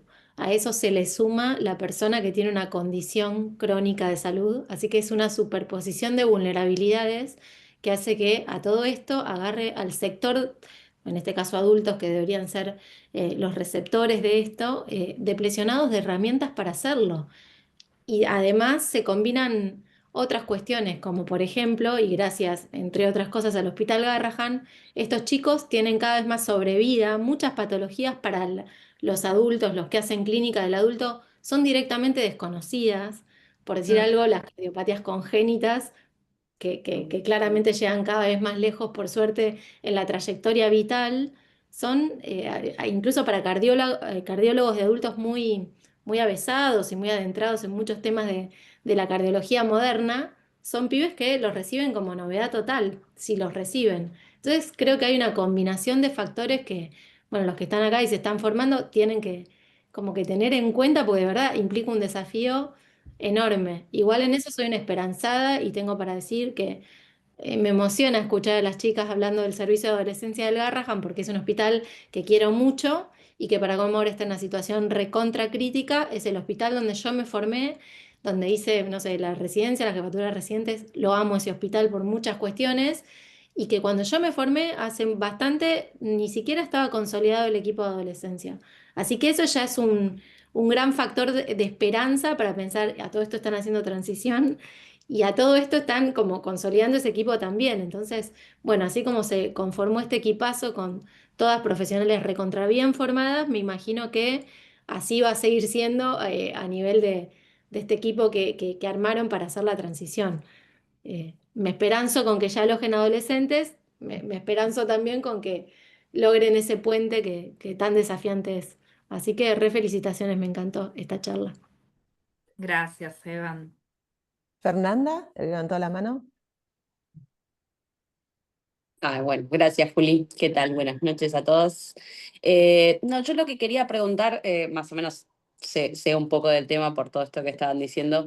Pero quería saber si avanzó en algo o qué más saben con respecto a cómo funcionan el resto de los hospitales pediátricos o en otros lugares, cómo se están manejando con todo esto, digamos, porque no creo que sea el único lugar que tenga pacientes que tengan que transicionar. Entonces me sigue sorprendiendo que siendo 2025 no haya algo medianamente armado. De hecho, en el Congreso hay una mía que es el Guti, que están con lo mismo, transicionando a los pacientes que tienen hepatopatías crónicas y también lo están armando medio así. Entonces digo, no sé si se contactan por ahí con otros hospitales, con otros servicios de adolescencia y saben cómo están avanzando con esto, si están armando algo, si hay algo a futuro. Sé que ahora está todo bastante complejo, pero más que nada saber eso, cómo está en general, digamos, todo el proceso de transición. Que vuelve a ser, digamos, muy artesanal, ¿no? Todo tal vez lo que veo ahora es que tal vez debería depender de las instituciones de salud, de habilitar, digamos, el lugar, puestos y tiempo, carga horaria de trabajo para que esto se vaya desarrollando, ¿no? Porque tal vez, no sé, por ejemplo, en mi caso, a las mañanas que voy al hospital hago la atención de consultorio, pero a las tardes me tomo este tiempo de llamar por teléfono, mandar mail, ver dónde, hablar con los especialistas, todo eso lleva tiempo. Y tal vez en el día a día de la agenda de consultorio, tal vez no se puede, digamos, tener tiempo para ver a todos los pacientes que uno tiene en su agenda y hacer esto también, ¿no? No, la verdad es que no vemos que funcione así, digamos, de forma armoniosa. No conocemos, sí, en algunas especialidades, tal vez creo que hay una médica del hospital también, algunas patologías en particular, como cardiología o trasplante, tienen estructurado un poco mejor las transiciones, pero no de la totalidad de los pacientes. Yo te cuento que, hola, ¿qué tal? Llegué más tarde, chicas. No, le contesto a, no sé quién es que había preguntado. No, yo trabajo en el Hospital Elizalde y también estoy, digamos, en el grupo de transición, soy del servicio de adolescencia, y armamos también un equipo de transición con otra pediatra, una trabajadora social y una psicóloga, y hacemos el acompañamiento de los pacientes también en conjunto con el especialista y así a pulmón ver a qué lado, digamos, derivarlo. Lo que hacemos nosotras es, o sea, tenemos un espacio un día en el consultorio junto a la trabajadora social y la psicóloga para, digamos, trabajar más que nada la autonomía. Usamos el cuestionario TRAC para ver, digamos, el grado de autonomía de los pacientes y ver, digamos, la transición, en qué momento, digamos, puede ocurrir y qué momento no. También nos cuesta que hay muchas especialidades pediátricas, sobre todo, bueno, justo la cardióloga, como que tampoco, viste, como que larga a los pacientes, ¿no? Como que cuesta un Eso nos poco eso pasa. también. Y Es muchos realmente. chicos y chicas que vienen que por ahí no saben bien qué es lo que tienen, o sea, como que nunca se trabajó desde las especialidades pediátricas cuál es la condición crónica que tienen los pacientes. Entonces, eso también es importante, digamos, empezar a trabajar. Y muchos tampoco pasan por adolescencia, como que el especialista como que los tiene como pacientes y sí, hablan de su enfermedad crónica, no siempre con ellos y con ellas, y tampoco tienen a una pediatra de cabecera. Entonces, como que es un trabajo más allá de buscar el lugar, digamos, digamos, donde pueda ser posible la transferencia, trabajar todos estos aspectos de los pacientes con condiciones crónicas que ya desde el lado nuestro, desde los pediatras, es dificultoso, ¿no? Como que tenemos muchos obstáculos. Sin duda nos pasa exactamente eso. Nosotras como clínicas seguimos muchos pacientes que tal vez pensamos que por la edad, o sea, podemos empezar la transición, pero que desde las especialidades, tal vez por sus patologías, se siguen desde muy bebés, cuesta que los especialistas tal vez lo suelten. Se entiende, ¿no? Son pacientes que conocemos desde chiquitos, pero que tal vez no están en su final de vida, pero sí que son pacientes que están bastante comprometidos, las distrofias musculares, los chicos con parálisis cerebral, y que cuesta mucho. Ayelen, levantó la mano. Hola chicas, ¿cómo están? Yo soy del Garrahan también y trabajo en trasplante hepático. El paciente que mostraron era compartido con el servicio de adolescencia, Tadeo. Em, Quería comentar, nosotros por suerte lo que están comentando pudimos establecer debido a un cambio generacional que hubo en el hospital de adultos en el servicio de trasplante hepático del Argerich. Hace unos años no era así, hubo un recambio de gente con muchas ganas de trabajar en transición y pudimos establecer, por ejemplo, ateneos de presentación de pacientes donde nosotros, em, además de mandar el mail con la historia clínica, además, hacemos una presentación de los pacientes con toda la historización de su enfermedad y de su tránsito por el hospital, y ya conocemos al equipo al cual derivamos. Y el próximo paso que queríamos hacer era que dentro de esas reuniones también participaran los pacientes y también las familias para que conozcan al equipo que va a recibirlo antes de esa primera consulta. Era una idea que teníamos para tratar de hacer este año, que también es difícil, ¿no? Porque hay que coordinar con los distintos equipos y los pacientes, pero en realidad, en general, los pacientes se copan bastante con esta idea de conocer antes y hacer un Zoom.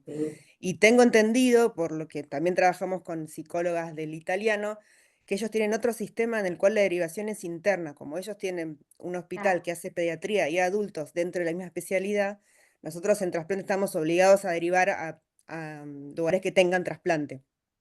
Es la normativa del INCUCAI. Exacto. Entonces, en el italiano, por ejemplo, hacen una transición mucho más, como, no sé, tendrá sus cosas, pero es dentro del mismo hospital. Tienen un consultorio que hacen en conjunto adultos y pediatras. Y eso está buenísimo. Nosotros en un momento intentamos traer a alguien de adultos, no funcionó, pero eso también estaría buenísimo.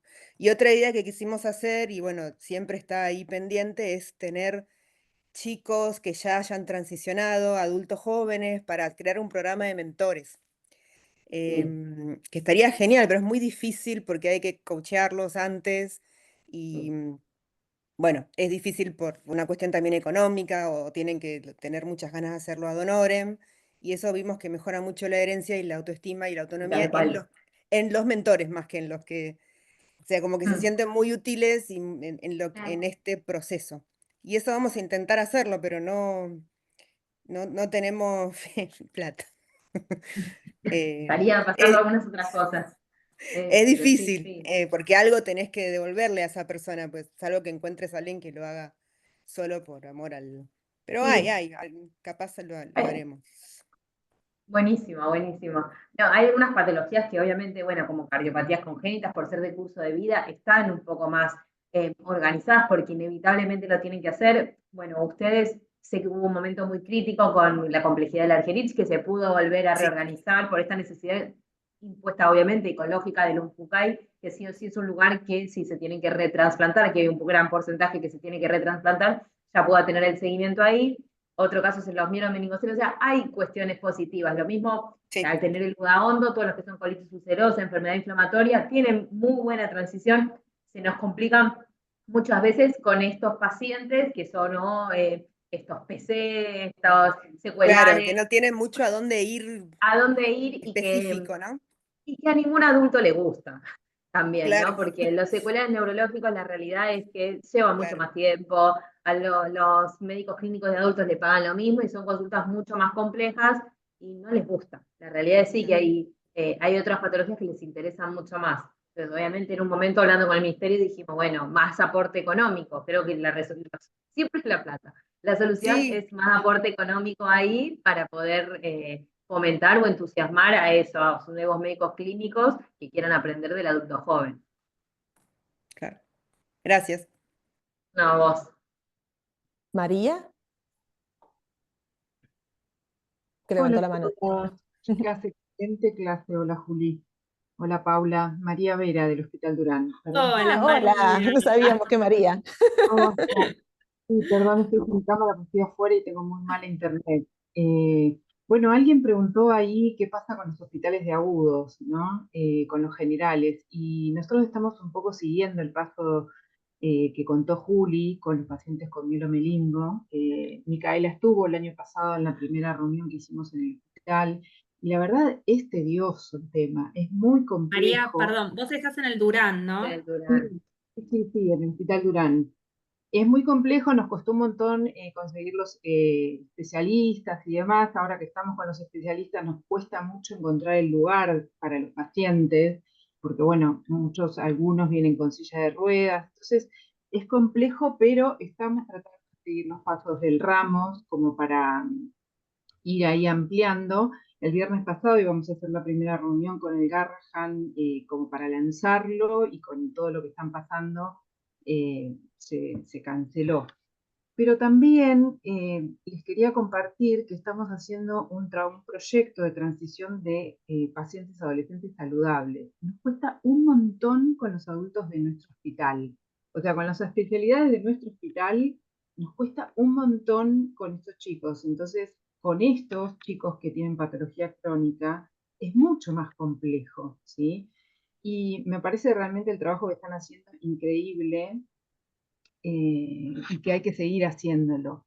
Entonces me preguntaba si tienen algún lugar de derivación de hospital de día polivalente en Cava, ustedes desde el Garrahan, aparte del Ramos, del Clínicas, como comentaron. ¿Hay alguno que tenga hospital de día polivalente que los reciba, o es también artesanal como contaron?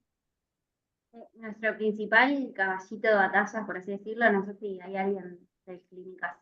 Pero habla si hay otro hospital de día polivalente.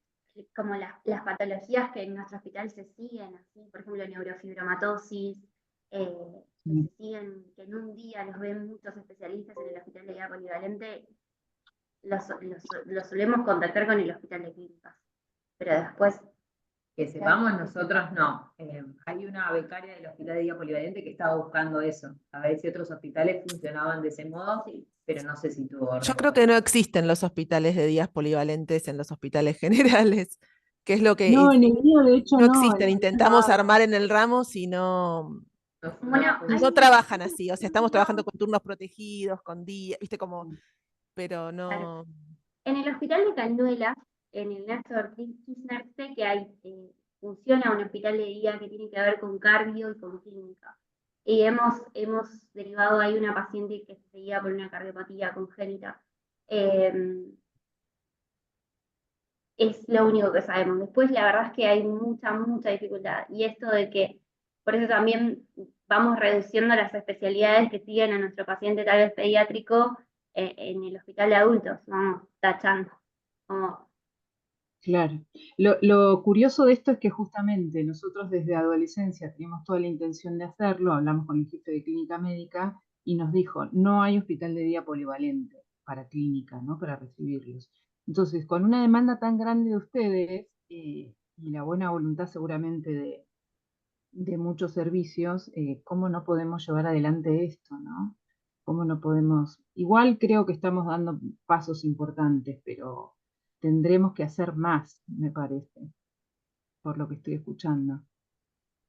Perdón, María, una consulta. Y Sí, ustedes por ahí, se me ocurre, ¿no? Que ustedes tienen el hospital de día que es el pediátrico.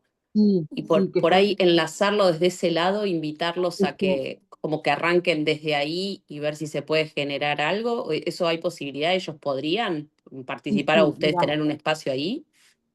sí, justamente este primer grupo de pacientes que vamos a recibir con mielomeningo van a entrar por hospital de día, ¿sí?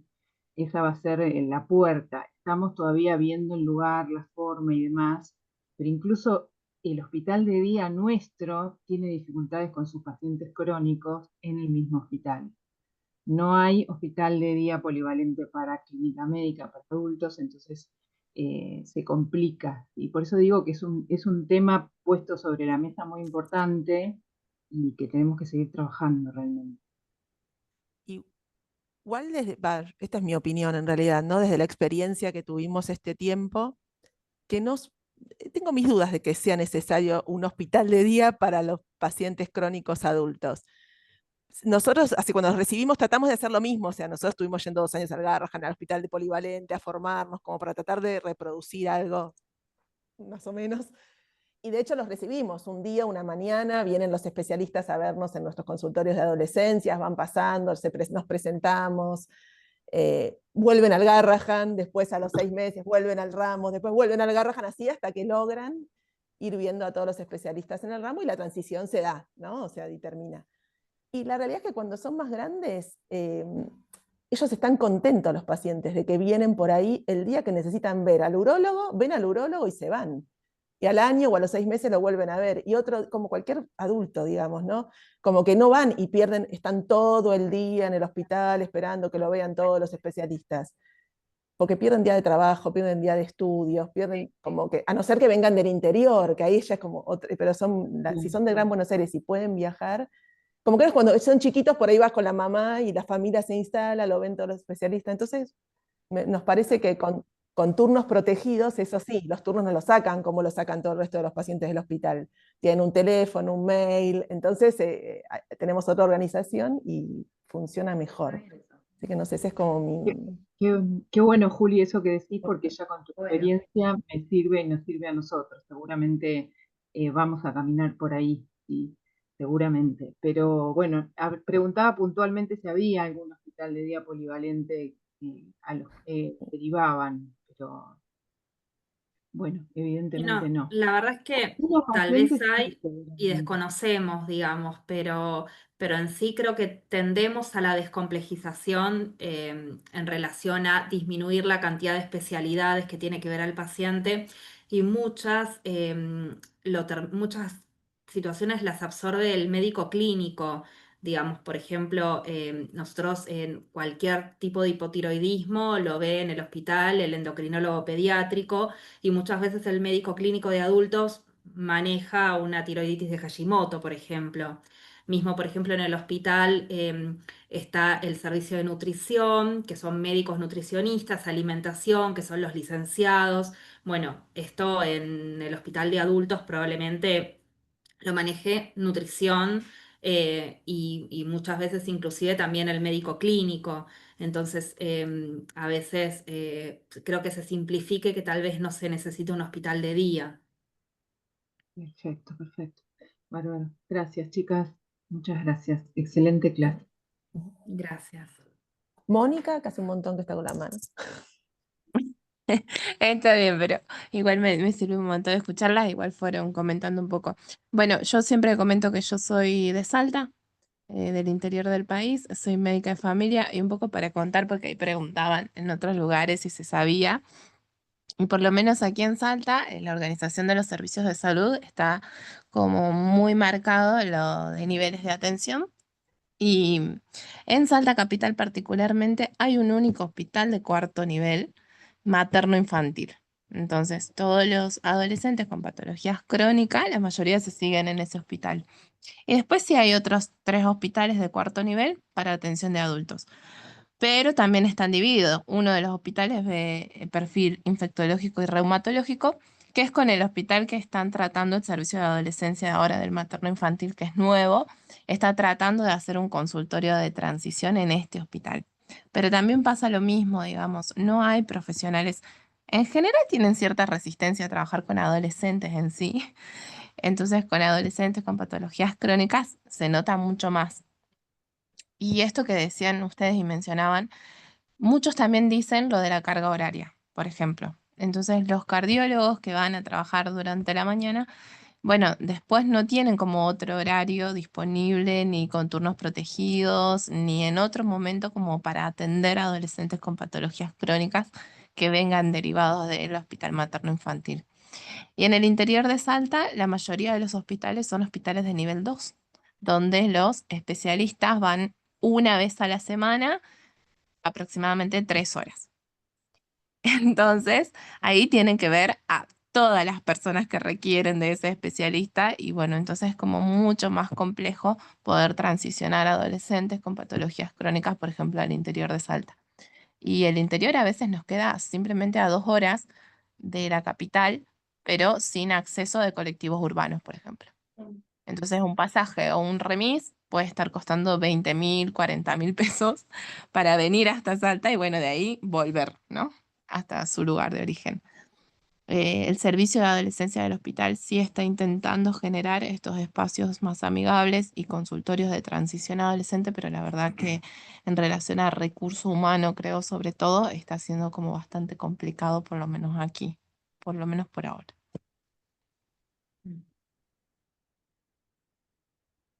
Gracias, Mónica. ¿Antonio? Sí, que escuchando un poquito todo este tema de la transición, nosotros acá, yo trabajo en el Hospital Materno Infantil de Mar del Plata, donde no existe todavía el consultorio de adolescentes, ni una unidad de adolescentes, ni servicio de adolescencia, no existe nada.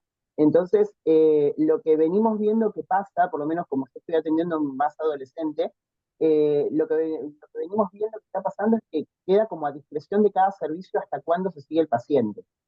Por ejemplo, endocrinología, muchos pacientes los siguen hasta los 16, 17 años. Neumonología, a los 13 años ya los mandan a municipio para ver si pueden sacar turno, para que le consiga turno antes de que cumpla los 15. No sé, por ejemplo, salud mental atiende algunas patologías hasta los 15, 16, otras las atiende hasta los 12, otras hasta los 3, o sea, como que queda a discreción de cada servicio, como que no hay una única unidad de mando. Estamos hablando de Mar del Plata, que es como, de este lado de la provincia es el hospital más grande. O sea, recibimos derivaciones de 3/4 de la provincia, básicamente. Incluido, bueno, más ahora que, bueno, pasó todo lo que pasó en Bahía Blanca, venimos recibiendo un montón de derivaciones de pacientes adolescentes que vienen de Bahía, que eran pacientes crónicos que se seguían más en el sur y ya no tienen espacio de seguimiento, por lo menos hasta que el hospital vuelva a estar activo. Entonces, lo que termina pasando es que el sistema de Mar del Plata, como no tenemos hospitales municipales, no existen, y el único nivel de atención que tienen es lo que son los centros de atención primaria, que algunos están funcionando y otros no, no todas tienen salud mental, no todos tienen médico clínico, no todos tienen pediatra. Entonces lo que termina pasando es que como, bueno, no existe una transición. Lo que ha pasado, lo que nos ha pasado varias veces, por ejemplo, a mí me pasó con un paciente el año pasado, que era un paciente asmático, en neumonología, cuando cumplió los 14 años, le dijo, bueno, vas a tener que buscarte la manera de que te transicionen a neumonología del municipio. Pero el municipio los empieza a atender a partir del día en que cumplen 15 años.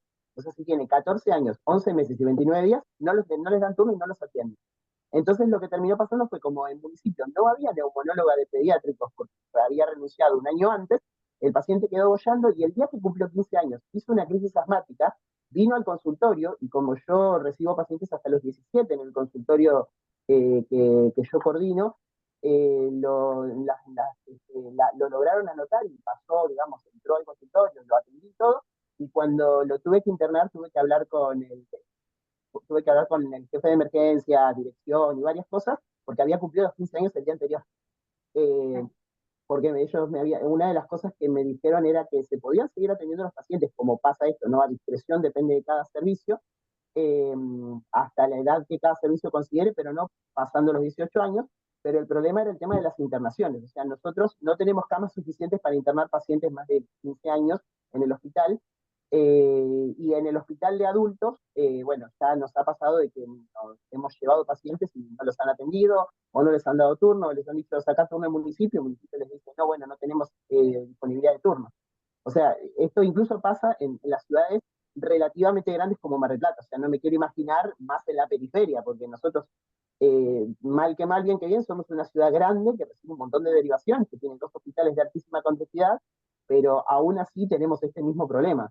Y la idea, bueno, mi idea futuro es justamente generar un consultorio de transición en el hospital, porque verdaderamente hace falta que podamos ir acomodando a estos pacientes, porque muchos quedan a la deriva, y eso, bueno, y después terminan teniendo consecuencias negativas. Ya nos ha pasado de que nos hemos enterado que pacientes llegaban a la guardia del hospital de adultos y en el hospital de adultos no sabían quién era el paciente, no sabían qué antecedentes tenían y terminó habiendo, bueno, consecuencias negativas para la salud de ese paciente.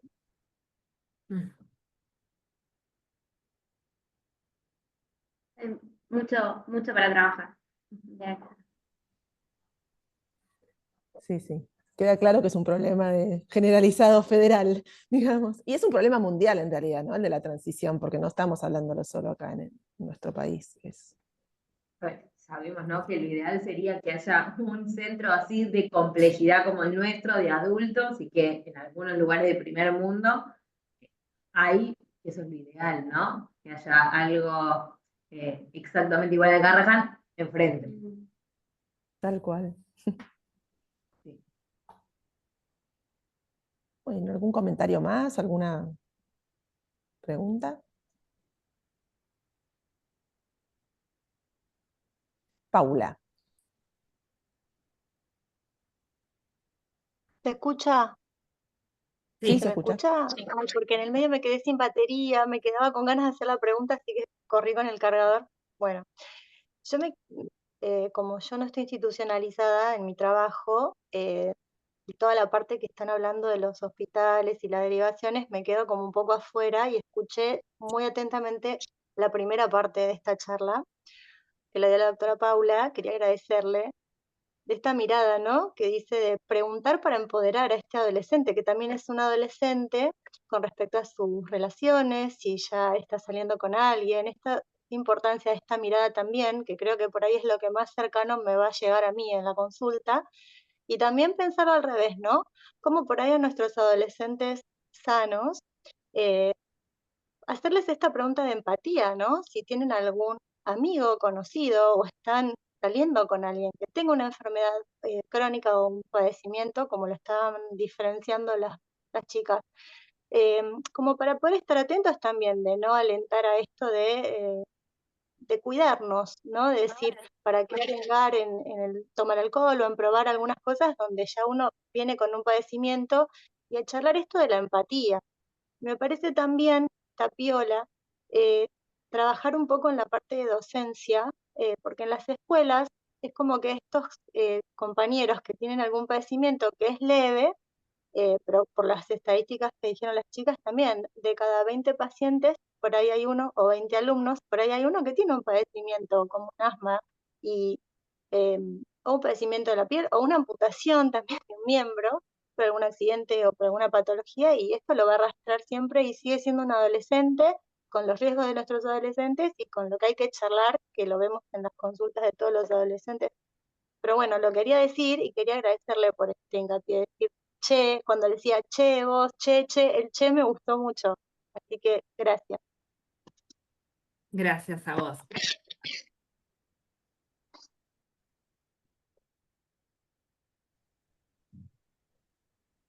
Bueno, ¿alguna pregunta más?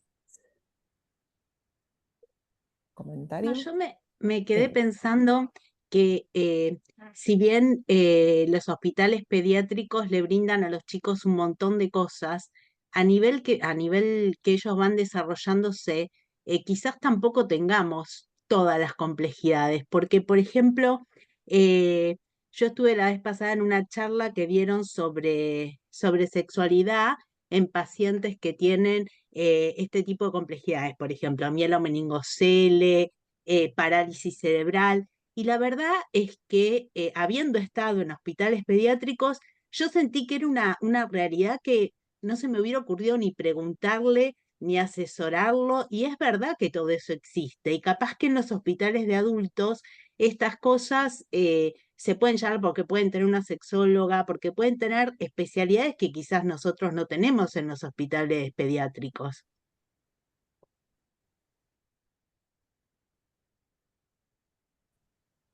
Sí, esto que decís es importante. Nosotros, cuando tuvimos a Camila, que fue una becaria, que es médica de planta ahora adolescente, de clínica en el Hospital de Clínicas, la verdad es que la mirada del médico de adultos a nosotros nos aportó muchísimo.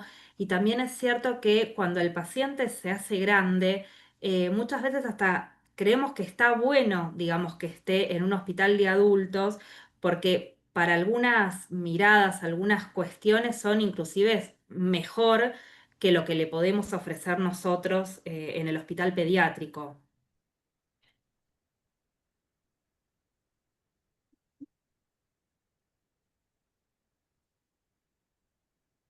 Sí, Emilia.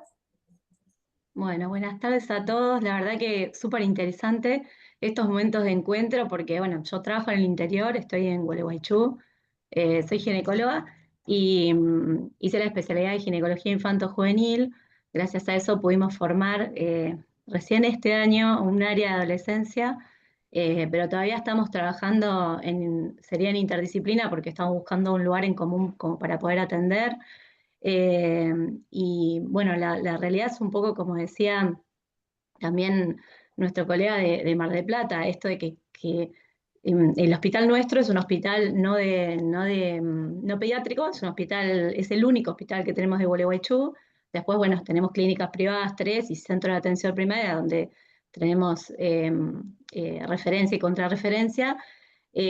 Nos faltan algunas especialidades, como, bueno, endocrinología infanto-juvenil, y la verdad que nos manejamos mucho por las distancias con Buenos Aires.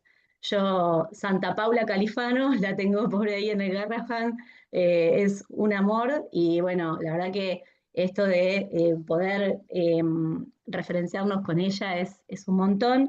Y lo que nos ha pasado bueno, yo trabajo con una pediatra que está conmigo en el consultorio, que esto también que decían, las edades de cada especialidad han sido diferentes según el servicio. Algunos reciben en la parte de salud mental hasta 15, después tenemos que ir a otro lado, endocrinología tenemos que derivar a privado.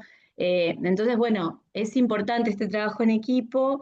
Y bueno, por ahí lo que me pareció importante todas estas, acá, bueno, ahí lo veo Antonio, lo que dijo él, nos pasa también en el interior del país.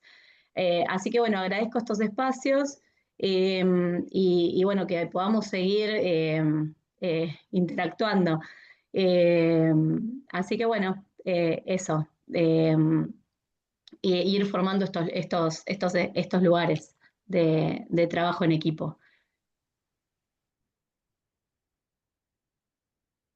Una cosita que yo quería agregar, soy Valeria Volgach, me parece que es importante y siempre lo aclaramos nosotros también, que nuestros pacientes en el hospital de alta complejidad, tal vez uno empieza y tenemos millones de especialistas que lo siguen. Cuando nosotros hacemos la transición, obviamente hay que ir descomplejizando ese paciente y ver realmente cuál es la especialidad base que ese adolescente necesita, porque muchas veces estamos esperando que el otro sistema tenga las clínicas interdisciplinarias y el errores congénitos del metabolismo, y que tenga la neuróloga y que tenga la psicóloga, y la verdad es que sí, toda esa estrategia no la vamos a poder conseguir puramente en el hospital de adultos, pero sí me parece importante esto, como hablaba el gestor, que es el que empieza a determinar cuál es sí el especialista base que necesita el otro lado.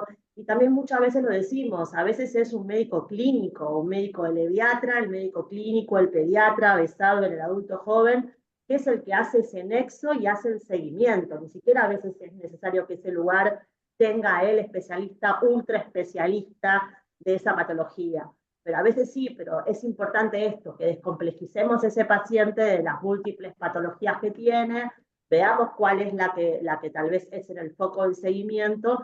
Y muchas veces es un médico clínico, ni siquiera es que necesitamos tener la especialidad que, bueno, ofrece este hospital como nivel de alta complejidad. Eso es importante porque tal vez para los hospitales, como vos decís, o los centros de salud del interior, se dificulta mucho tener este especialista específico, tal vez no sé, a 400 kilómetros de donde vive, o no lo tiene a la vuelta de la esquina. Yo justo hoy tuve una paciente de Tucumán y me decía, yo estoy a 3 horas del materno infantil de Tucumán. Bueno, ¿es necesario? ¿Qué es lo que puede ofrecer? ¿Necesito un médico clínico? ¿Un médico que pueda hacer un abordaje integral? Como que me parece que eso también es importante, darle como un aval al centro donde lo vamos a derivar, tener en cuenta que tal vez no es necesario sobrecargar al equipo que lo va a recibir. Sí, muchas veces también, que por ahí quería aclararles, nosotros en un principio, bueno, veíamos adolescentes hasta 19 años, y después dijimos, bueno, la paciencia con la que nosotros los veíamos, la contención, todo esto que ustedes decían, después era como muy drástico el cambio con la atención con los adultos.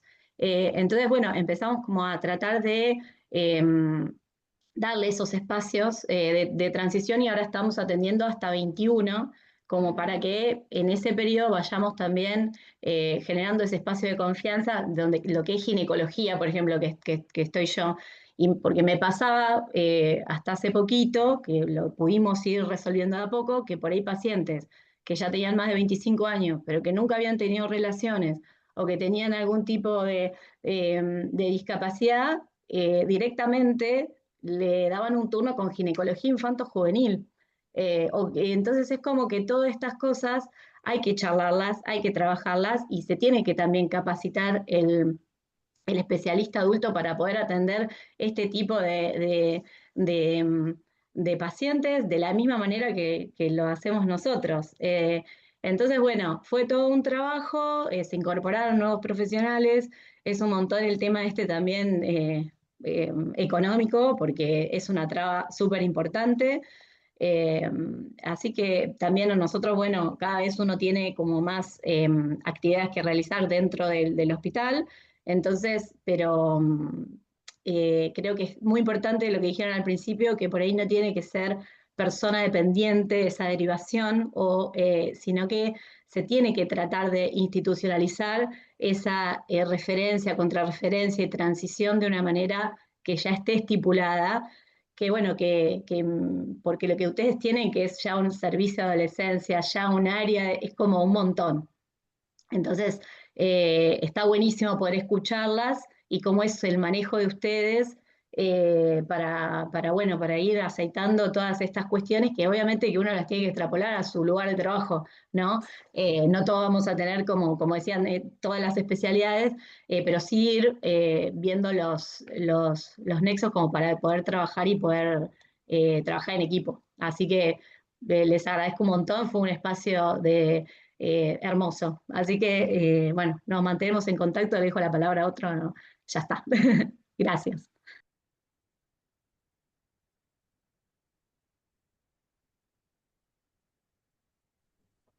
Bueno, si hay alguna pregunta más, sino para ir cerrando por la hora. Así que bueno.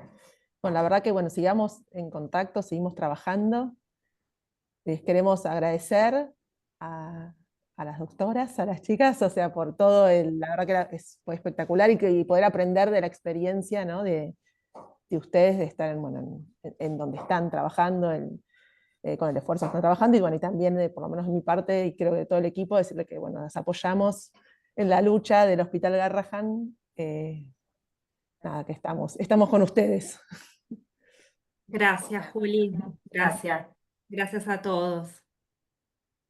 Así que bueno. Bueno, muchas gracias. Muchas gracias. Chau, chau. Gracias por todo, chicas. Gracias, chicas. Gracias. Gracias.